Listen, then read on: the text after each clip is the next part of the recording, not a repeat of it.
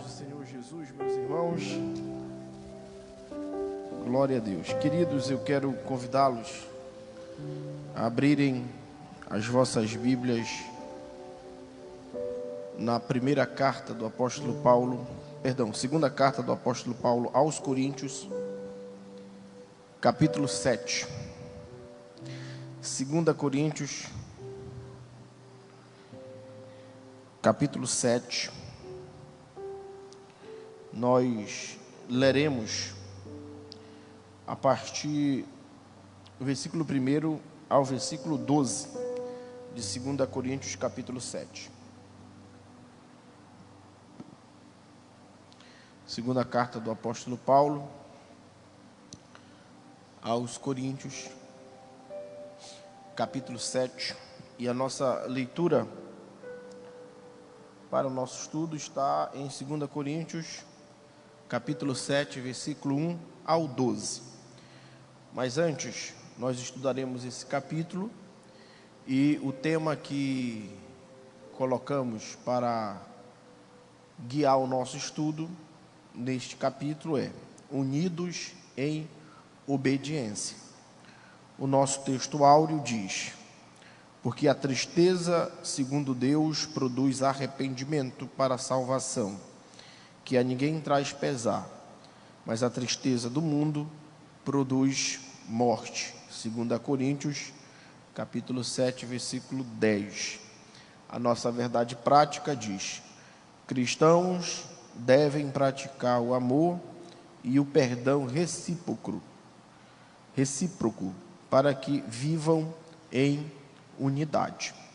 A nossa leitura, como dito, está em 2 Coríntios, capítulo 7, versículo 1 ao versículo de número 12. Faremos aquela leitura já conhecida de todos os irmãos. Eu leio um versículo e os irmãos leem o outro após mim. Amém? Vamos lá. Tendo, pois, ó amados, tais promessas, purifiquemo-nos de toda a impureza, tanto da carne como do espírito, aperfeiçoando a nossa santidade no temor de Deus. Em vosso coração, a ninguém tratamos com injustiça, a ninguém corrompemos, a ninguém exploramos. Não falo para vos condenar, porque já vos tenho dito que estáis em nosso coração, para juntos morrermos e vivermos. Grande é a minha franqueza para convosco, me glorio por vossa causa, e fico grandemente confortado e transbordante de júbilo toda a nossa tribulação. Porque, chegando nós à Macedônia, nenhum alívio tivemos. Pelo contrário, em tudo fomos atribulados, lutas por fora, temores por dentro. Conforme os abatidos, nos consolou com a chegada de Cristo. E não somente com a sua chegada, mas também pelo conforto que recebeu de vós, referindo-nos a vossa saudade, o vosso pranto, o vosso zelo por mim, aumentando assim meu regozijo. Porquanto, ainda que vos tenha conquistado com a carta, não me arrependo, embora já me tenha resistido.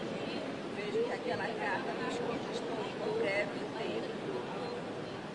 Agora, me alegro não porque fostes contristados, mas porque fostes contristados para arrependimento, pois fostes contristados segundo Deus, para que, de nossa parte, nenhum dano sofresses.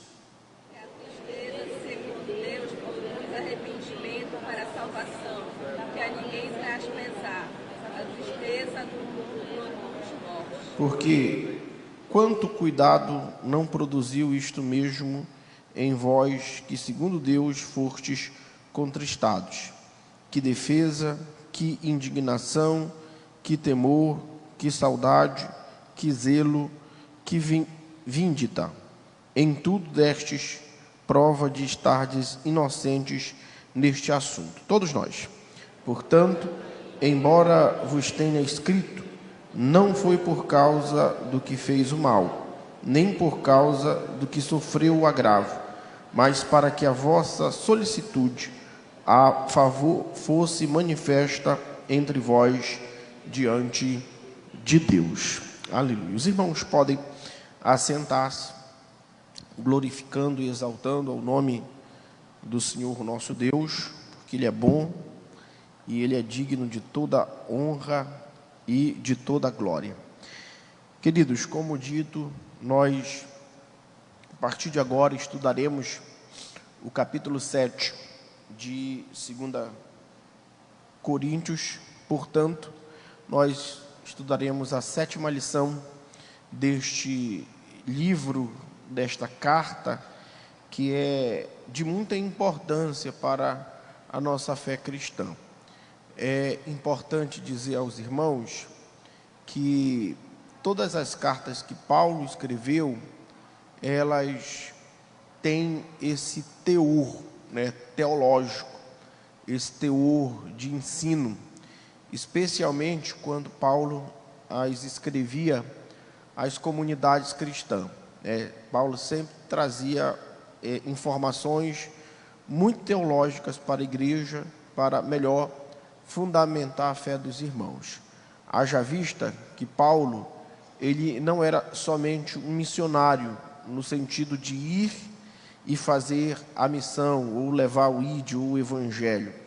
Paulo era também um pastor, pois, além de ganhar as almas para Cristo, Paulo as consolidava no evangelho, através do ensino das Escrituras e da revelação do nosso Senhor Jesus Cristo. Paulo consolidava a fé dos irmãos. Depois de consolidar, como Paulo também era um missionário, frequentemente ele se movia para outras localidades, para que assim o evangelho fosse propagado de uma forma mais eficiente. Haja visto que Paulo tinha dupla cidadania, era judeu e também romano. E por causa da sua cidadania romana, Paulo tinha uma maior liberdade para se locomover nos territórios romanos. Ele tinha essa liberdade de entrar, de sair, de ir, de vir para qualquer lugar.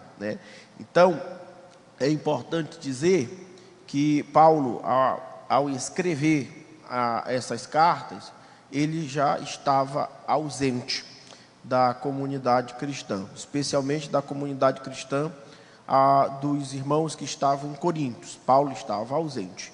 Nós já vimos em 1 Coríntios a situação da igreja, que estava em uma profunda crise, e essa crise que a igreja em Corinto estava enfrentando era uma crise particularmente promovida, ou realizada, ou deflagrada por causa de alguns grupos separatistas que haviam na igreja em Corinto. Então Paulo, ao escrever a sua primeira carta, ele traz umas informações muito duras, pesadas, para qualquer pessoa ouvir, todavia necessária. E quando nós chegamos na segunda carta, particularmente Paulo, ele traz algumas exortações mais precisas e mais pontuais para aquela igreja. Todavia, Paulo, ele se alegra porque percebe que a sua primeira exortação, na sua primeira carta, obtiveram frutos, porque os irmãos, muitos irmãos, inclusive aqueles que estavam causando problema, reconsideraram a sua postura. E isso para Paulo foi um motivo de muita alegria. Então, é dentro desse contexto, das notícias que Paulo recebe sobre a comunidade cristã em Corinto, que ele fala essas palavras aqui, que nós acabamos de ler, no capítulo 7. E para melhor entender as palavras de Paulo, já que entendemos o contexto, é importante nós nos atentarmos para a forma como este capítulo 7, está organizado no guia de estudo que você tem em suas mãos, que é a nossa revista. Nós vemos aqui, como é de praxe, né, de costume, que o capítulo 7 está dividido em pelo menos 3 partes, que nós chamamos de tópicos, né? E essas 3 partes falam sobre 3 temas importantes nessa revista. E o primeiro tema irá falar sobre afeto e sinceridade. O segundo tema irá falar sobre a tristeza segundo Deus. O segundo tema. E o terceiro tema falará sobre o testemunho confirmado por Tito. São esses os assuntos que Paulo aborda aqui no capítulo 7. Ele fala de seu afeto e sinceridade, da tristeza segundo Deus e do testemunho confirmado por Tito. Na primeira parte deste capítulo, Paulo reserva para falar de pelo menos 3 coisas. A primeira, Paulo fala sobre a unidade entre os irmãos. A segunda, Paulo fala sobre a mútua consolação e a expectativa correspondida.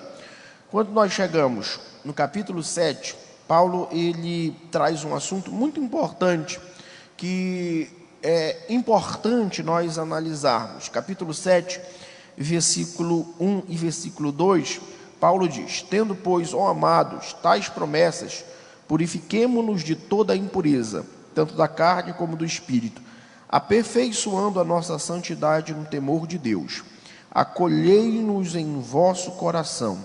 A ninguém tratamos com justiça, a ninguém corrompemos e a ninguém exploramos. Veja só, aqui nessa parte especialmente, Paulo está dizendo que há um vínculo que une toda a igreja, especialmente no contexto imediato, apesar da igreja de Corinto ter passado por momentos de muito cisma, de muito partidarismo e de muitas facções dentro do seio da igreja, Paulo diz: olha, isso aí já é passado.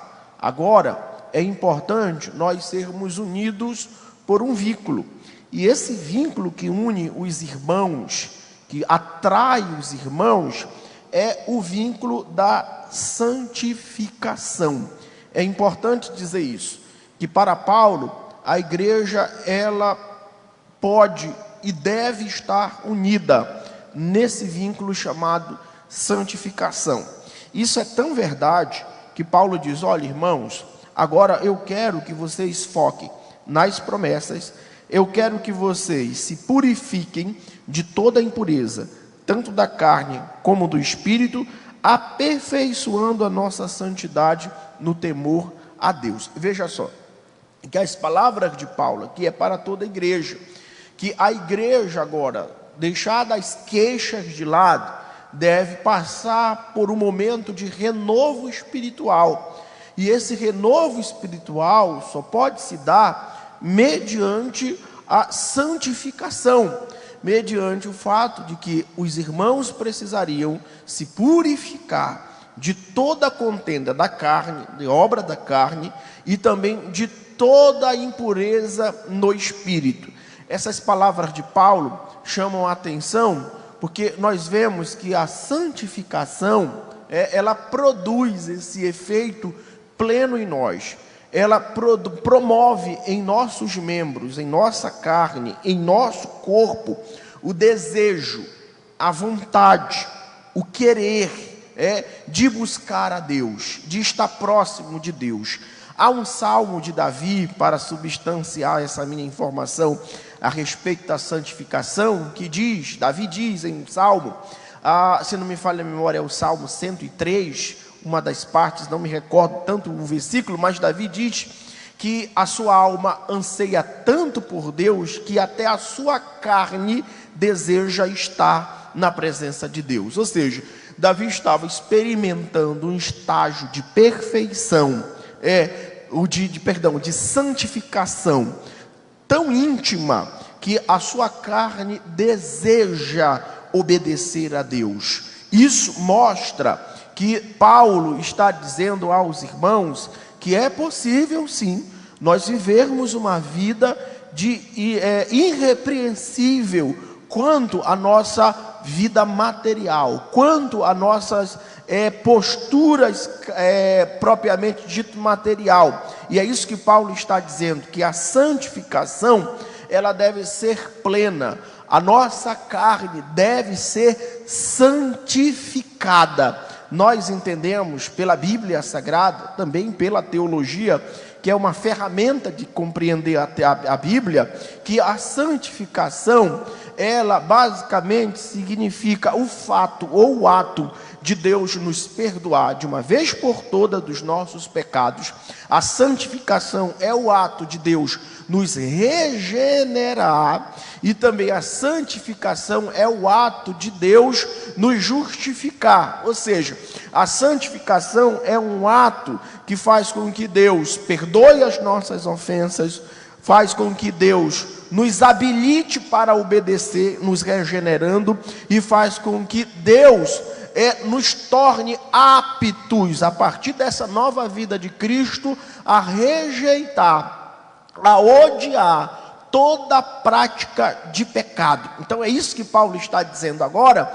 Vocês são novas criaturas, e agora a vida que vocês estão vivendo deve correr, fluir para Cristo, de tal modo que a vossa carne deseje estar perto de Cristo, próximo de Cristo. E saibam de uma coisa, isso deve ser um ato comum entre os irmãos, e isso é importante dizer, porque muitas pessoas, por terem uma noção errada do que é a santificação, em vez de se unir com o seu irmão, acontece que muitas pessoas se separam, porque se acham os super crentes, os super santos, os intocáveis, os xodós de Jesus, os melhores entre a igreja, porque se acham e se consideram mais santos do que o outro. E Paulo diz: não,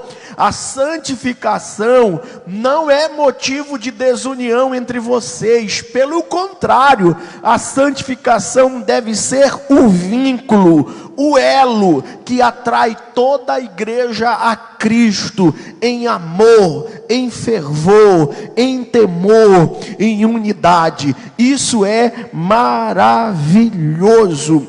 Outra coisa interessante, além da santificação que Paulo fala, aqui nesse capítulo, no verso de número 3, Paulo diz: não falo para vos condenar, porque já vos tenho dito que estáis em nosso coração para juntos morrermos e vivermos. E verso 4: muito grande é a minha fraqueza para convosco, e muito me glorio por vossa causa. Sinto-me grandemente confortado e transbordante de júbilo em toda a nossa tribulação. Veja só, Paulo está compartilhando com os irmãos a sua alegria em saber que pode contar com os irmãos em Corinto. Paulo está dizendo que ele se alegra, apesar da primeira carta ter produzido um certo desconforto na comunidade cristã. Agora Paulo diz: olha, eu me alegro com vocês. O que eu escrevi para vocês não foi para condená-los, do contrário, o que eu escrevi, exortei, eu chamei a atenção, eu fui um pouco mais duro nas minhas palavras, mais assertivos na minha palavra, não foi para condenar vocês, do contrário, o motivo da minha carta, da minha primeira carta, foi para que vocês reconsiderassem como vocês estavam andando, e agora, sabendo das boas notícias de vocês, eu me alegro com vocês. Eu quero estar perto de vocês, quer nos momentos de luta, de tribulação, assim como nos momentos de alegria. Eu gosto, eu amo vocês, eu quero estar com vocês. Então veja só, que o papel que Paulo assume aqui nessa palavra, é basicamente o papel de um pai, que vê o filho em perigo, corrige o filho. Aquele momento de correção para o filho pode produzir dor, pode produzir reflexão, e depois o pai chama o filho, acolhe o filho, abraça o filho, porque uma coisa é a correção por amor, e é isso que o pai faz, e outra coisa bem diferente é deixar o filho sem correção, pois isso pode gerar pessoas inconsequentes e desequilibradas. E o que o Paulo está dizendo é: eu exortei vocês, eu chamei a atenção de vocês, mas eu estou aqui fazendo o meu papel como pai da fé de vocês, e eu me alegro em saber que vocês podem contar comigo, e eu posso contar com vocês. Afinal de contas, nós somos uma família que andamos em obediência para o céu. Isso é maravilhoso. E ainda nesse viés de que Paulo exortou a igreja, agora Paulo traz a nós, no verso 5 e 7, de 5 a 7, que a sua expectativa quanto aos irmãos fora correspondida. Verso 5: porque chegando nós à Macedônia, nenhum alívio tivemos, pelo contrário, em tudo fomos atribulados, luta por fora, temores por dentro. Porém, Deus, que conforta os abatidos, nos consolou com a chegada de Tito. E não somente com a sua chegada, mas também pelo conforto que recebeu de vós, referindo-nos à vossa saudade, o vosso pranto, o vosso zelo por mim, aumentando assim o meu regozijo. Eu quero focar aqui nesse personagem que Paulo apresenta, Tito. Eu quero focar nele porque os outros tópicos, dessa revista, da qual nós não teremos um tempo necessário para falar de uma forma mais ampla sobre os outros tópicos, mas eu quero aqui, já resumindo os outros tópicos, focar nessa pessoa chamada Tito, porque aqui nesse capítulo, Tito é muito importante para Paulo e também para a igreja em Corinto. Por que Tito é importante para Paulo e para a igreja em Corinto? Porque Tito, e eu quero chamar a atenção dos irmãos para essa informação, porque Tito é exatamente aquela pessoa que cumpre a função de anunciar a Paulo, ou anunciar a Paulo boas notícias a respeito da igreja em Corinto. Você percebe que Tito é exatamente aquele que traz boas notícias. Tito é um personagem importante para que Paulo fique tranquilo concernente à condição espiritual de Corinto, porque com a chegada de Tito, ele poderia trazer outras informações desnecessárias a Paulo, mas assim ele não faz. O que Tito faz é trazer boas notícias para Paulo da igreja de Corinto.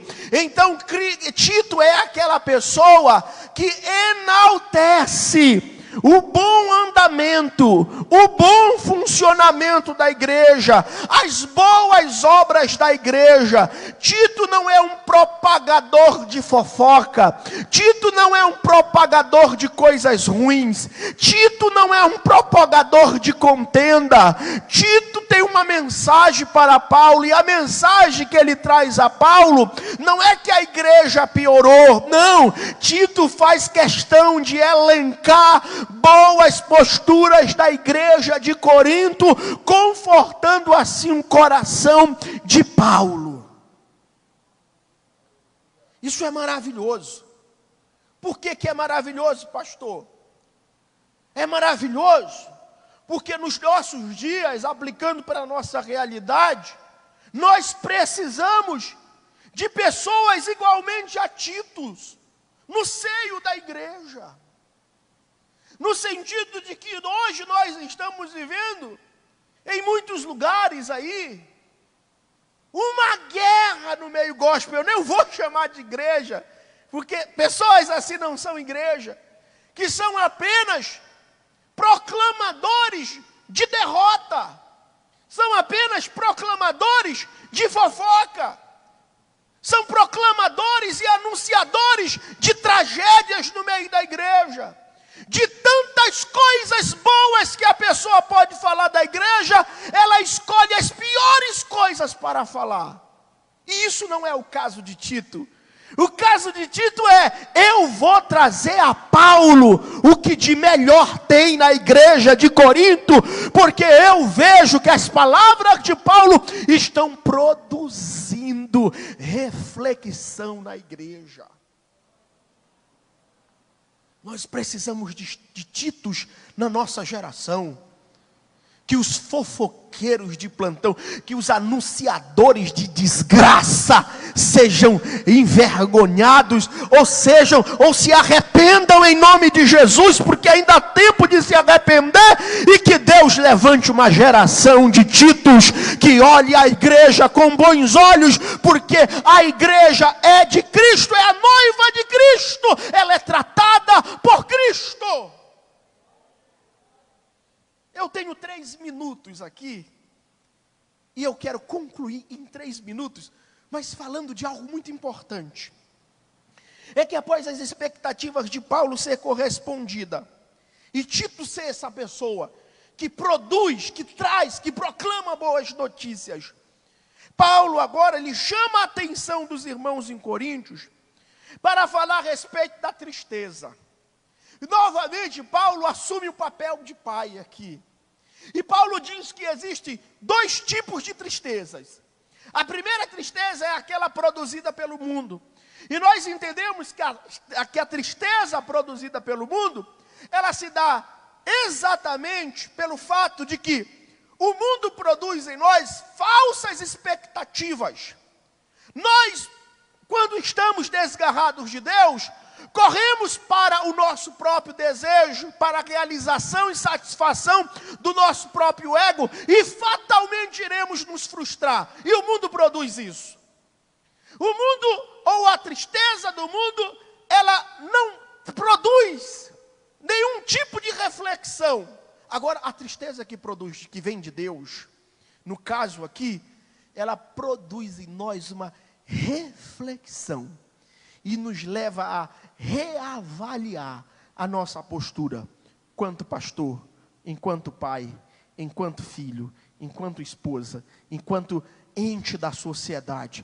Essa tristeza que é mediante, ou que vem através da exortação das Escrituras, ela é uma boa tristeza, porque ela nos faz reconsiderar as nossas falhas.